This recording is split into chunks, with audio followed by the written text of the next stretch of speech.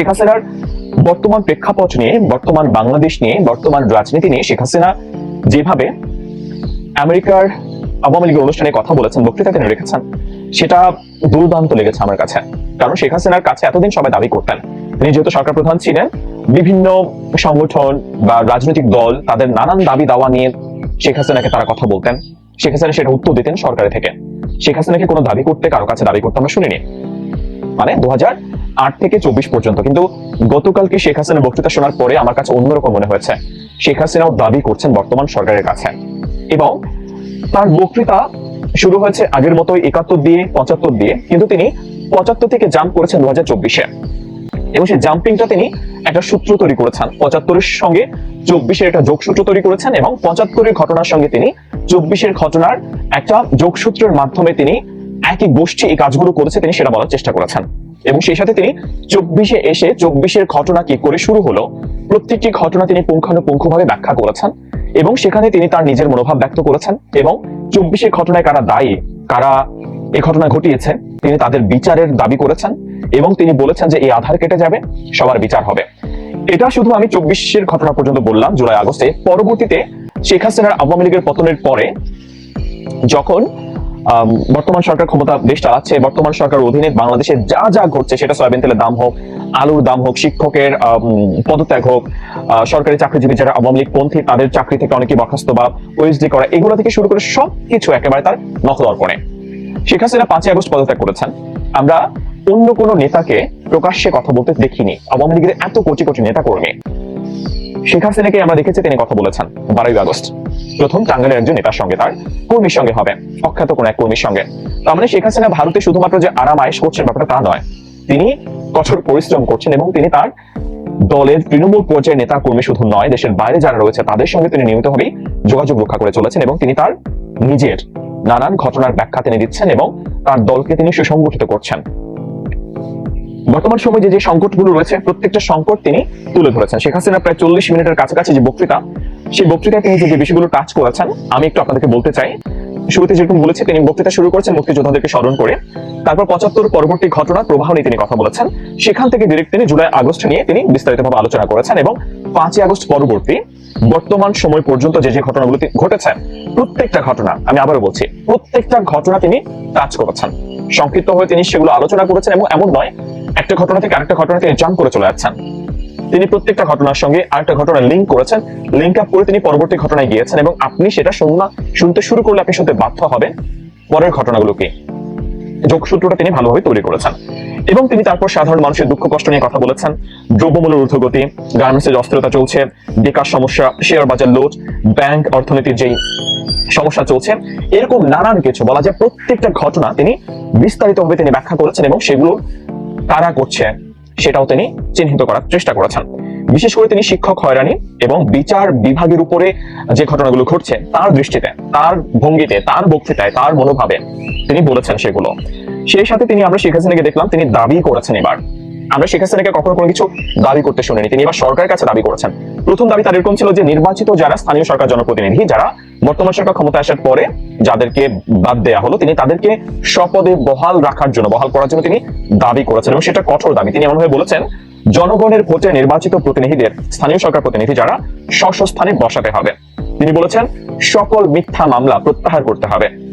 তিনি বলেছেন রাজনৈতিক, সাংস্কৃতিক সাংবাদিকদের বিরুদ্ধে মিথ্যা মামলা ও হয়রানি বন্ধ করতে হবে। তারপর তিনি 75-এর পরে যে দায় মুক্তি দেওয়া হয়েছে, ইন্ডেমনিটি অধ্যাদেশ যেটা জারি করা হয়েছিল 75 পরবর্তী সরকার যেটি করেছিল, এবং বর্তমান অন্তর্বর্তীকালীন সরকারও একটি ইন্ডেমনিটি দিয়েছে, সেটা দুটো যোগসূত্র তিনি তৈরি করেছেন, এবং যোগসূত্র তৈরি করে তিনি একই গোষ্ঠীকে দায়ী করেছেন, এবং সেই সাথে তিনি বলেছেন যে বিচার করতে হবে। তিনি সরকারি কর্মচারী যারা, তাদের হয়রানি বন্ধ করতে হবে তিনি সেটা দাবি করেছেন। যাদের চাকরিচ্যুত করা হয়েছে তাদেরকে স্ব স্থানে বসাতে হবে তিনি সে দাবি করেছেন। জুলাই আগস্ট ঘটনার তিনি পূর্ণ তদন্ত দাবি করেছেন, এবং তাদের বিচার করার কথা তিনি বলেছেন। জুলাই আগস্ট ঘটনায় সমন্বয়করা কি বলেছিলেন, আওয়ামী লীগ সরকার কি ব্যবস্থা নিয়েছিল, সবকিছু, বা পুলিশ কেন গুলি করেছিল, পুলিশ প্রথমে রাবার বুলেট ছড়েছিল, পরবর্তীতে যখন পুলিশদের উপরে আক্রমণের ঘটনা ঘটেছে তখন পুলিশ জীবন রক্ষার্থে পুলিশ গুলি ছড়েছে, তিনি সেটা অস্বীকার করেননি। তিনি বলেছেন যে হ্যাঁ পুলিশ গুলি ছড়েছে, কিন্তু সেটা পুলিশ তাদের জীবন রক্ষার্থে যেটা ওয়ার্ল্ড ওয়াইড হয়ে থাকে সেটা শেখ হাসিনা দাবি করেছেন, এবং তিনি বলেছেন, এবং তিনি বলেছেন যে পূর্ণ তদন্ত করতে হবে এটার। এবং তাদের বিচার করতে হবে। শেখ হাসিনা কিন্তু জুলাই আগস্টের ঘটনার পূর্ণ তদন্ত চান এবং সেটার বিচার চান, এবং তিনি পুলিশ হত্যার বিচার চেয়েছেন। তিনি 5 আগস্ট পরবর্তীতে যে সকল হত্যা ঘটেছে, লুটপাট ঘটেছে, তিনি তার বিচার দাবি করেছেন। এবং তিনি বাংলাদেশ ধ্বংস হয়ে যাচ্ছে দাবি করে তিনি বর্তমানে যারা বাংলাদেশের দায়িত্ব রয়েছেন তিনি তাদেরকেও তিনি বলেছেন যে তাদের বিচার বাংলার মাটিতে হবে। সেটা শেখ হাসিনার বক্তব্য, এবং তিনি আশাবাদ ব্যক্ত করেছেন এই আধার কেটে যাবে, নতুন সূর্য উদিত হবে, বাংলাদেশ আবার উন্নয়নের পথে এগিয়ে যাবে। তারপর তিনি বর্তমান সরকারের প্রতি নানান অভিযোগ করেছেন এবং তিনি বলেছেন যে যারা অপরাধী তাদের বিচার হতেই হবে, এবং তিনি বলেছেন আমরা ন্যায়ের পথে আছি, তাদের বিচার করবে জনগণের মানুষ। এবং তিনি সবাইকে ঐক্যবদ্ধ হওয়ার আহ্বান জানিয়েছেন তার বক্তৃতায়। এবং তিনি বলেছেন যে প্রবাসী যারা, তাদের যে অবদান, আওয়ামী লীগ যখন নানান বিপদে পড়ে বা শেখ হাসিনার আগেও তিনি লন্ডনে গিয়েছিলেন, এর আগে সেনা সমর্থিত তত্ত্বাবধায়ক সরকারের সময় তাকে বাংলাদেশে ঢুকতে দেওয়া হচ্ছিল না, তিনি তখন সেখানে জনমত গড়ে তুলেছিলেন, তিনি সেটাও স্মরণ করেছেন এবং তিনি নানান বিষয় নিয়ে কথা বলেছেন তার বক্তৃতায়। এবং আমার কাছে এই পুরো বক্তৃতা শুনে আমার যেটা মনে হয়েছে, শেখ হাসিনা দেশের বাইরে রয়েছেন তা ঠিক, কিন্তু বাংলাদেশে এই মুহূর্তে যেটা ঘটছে সেটা তিনি একেবারে টপ টু বটম তিনি জানেন, একজন প্রাজ্ঞ রাজনীতিবিদের মতো, একজন ঝানু রাজনীতিবিদের মতো। শেখ হাসিনা ক্ষমতা হারিয়ে নাই হয়ে গেছেন, ফিনিশ হয়ে গেছেন, আসলে ব্যাপারটা তা নয়। শেখ হাসিনা একজন ঝানু রাজনীতিবিদ, যেটা আমার তার বক্তৃতা শুনে মনে হয়েছে। এবং তিনি সকল কিছু তার একেবারে নখদর্পণে তিনি যখন বক্তৃতা করেন শেখ হাসিনা, তিনি খুবই স্বতঃস্ফূর্ত ভাবে তিনি কথা বলেন। এবং আমার কাছে যেটা মনে হয়েছিল যে শেখ হাসিনা হয়তো শেষ হয়ে গেছে, যেটা তার সন্তান সজবজের জয়। শেখ হাসিনা সরকার পতনের পর বলেছিলেন যে তার মার এটাই ছিল শেষ টার্ম, তিনি আর রাজনীতি হয়তো করবেন না, তিনি খুবই ব্যথিত বা অসহায়। কিন্তু শেখ হাসিনার গতকালকের বক্তৃতায় যেটা আমার কাছে চমৎকার লেগেছে, এমন একটা পরিস্থিতির পরে অন্য কোনো রাজনীতিবিদ হয়তো তার অসহায়ত্ব ফুটে উঠতো তার কণ্ঠে, কি করবে সেটা বোঝা যেত না, বুঝতে পারতো না। বাট শেখ হাসিনার ভয়েসে, তার বলায়, তার বলিষ্ঠতায় বারংবার আত্মবিশ্বাস খুঁজে পেয়েছি আমি। আমার মনে হয়েছে এটা আপনাদের অন্যরকমও মনে হতে পারে, বাট আমার কাছে এটা দুর্দান্ত মনে হয়েছে যে একজন ঝানু রাজনীতিবিদ শেখ হাসিনা, এবং তাকে যারা একেবারে নাই করে দিচ্ছে এখন বাংলাদেশের রাজনীতিতে অপ্রাসঙ্গিক বলছে, শেখ হাসিনা অপ্রাসঙ্গিক নয় বা শেখ হাসিনা নাই হয়ে গেছে ব্যাপারটা তা নয়। 75-এ শেখ হাসিনার সপরিবারে তার খুন হওয়ার ঘটনা, তার ফ্যামিলির সবার, শেখ হাসিনার বেঁচে যাওয়া, তখনকার শেখ হাসিনা ছাত্র জীবনে রাজনীতি করেছেন, মুক্তিযুদ্ধ দেখেছেন, বঙ্গবন্ধু সাহচর্য পেয়েছেন, অতটুকুই। তার একটা রাষ্ট্র ক্ষমতা পরিচালনা করে, রাজনৈতিক এত বড় একটা দলকে লিড দেওয়া, সেই অভিজ্ঞতা তার ছিল না।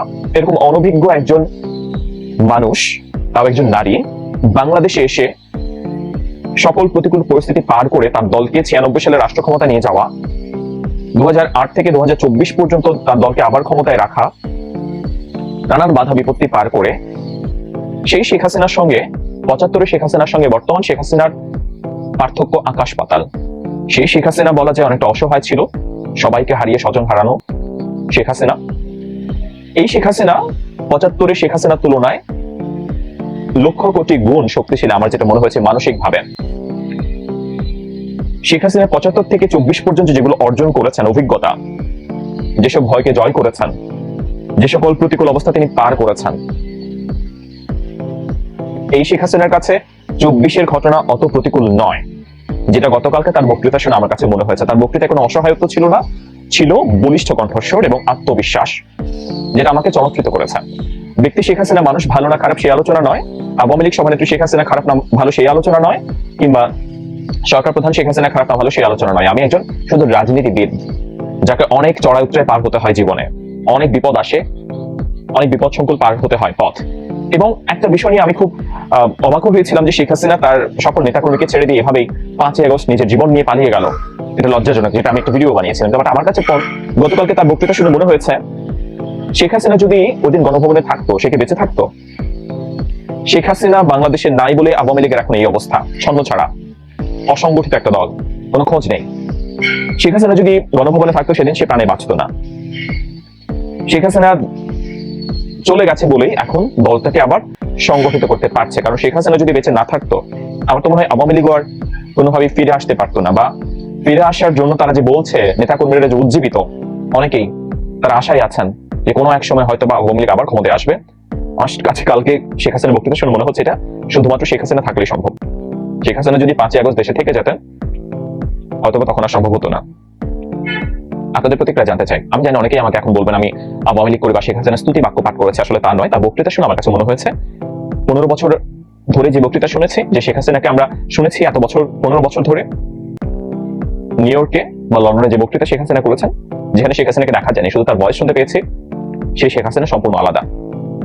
নিরপেক্ষভাবে যদি শোনেন আপনাদেরও তাই মনে হবে। আপনারা কি শুনেছেন জানাবেন কমেন্টস বক্সে। অনেক ধন্যবাদ দেখার জন্য। আল্লাহ হাফেজ, আসসালামু আলাইকুম।